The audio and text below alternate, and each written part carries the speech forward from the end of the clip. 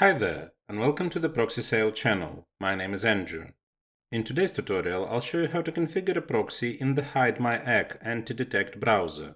Combining an anti-detect browser with a proxy enhances your online activities by making them fully anonymous and secure. Let's get started. Launch your browser and navigate to the Proxy Manager on the left side panel. Click on Add Proxy. In the Connection Type field, select your proxy protocol. Below, enter the details of your proxies one by one as instructed.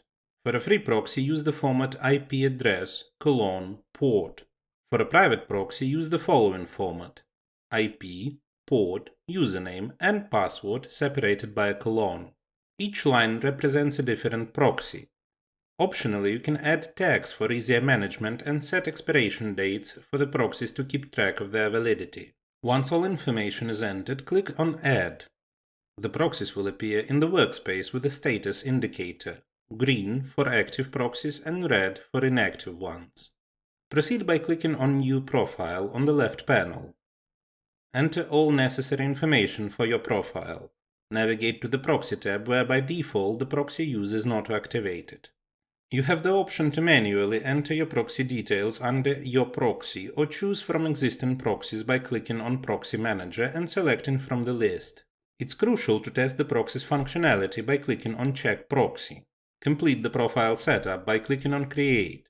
The new profile will appear in the workspace, now linked with the selected proxy, ready to safeguard your online activities. Let me remind you that your work as well as your accounts may be at risk if you operate with free proxies that can be found on a network. Such proxies do not have guarantees of anonymity and security.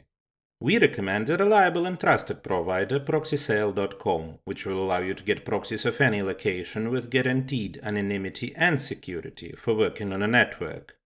The link will be in the description. Don't forget to hit the like and subscribe buttons. See you in the next video.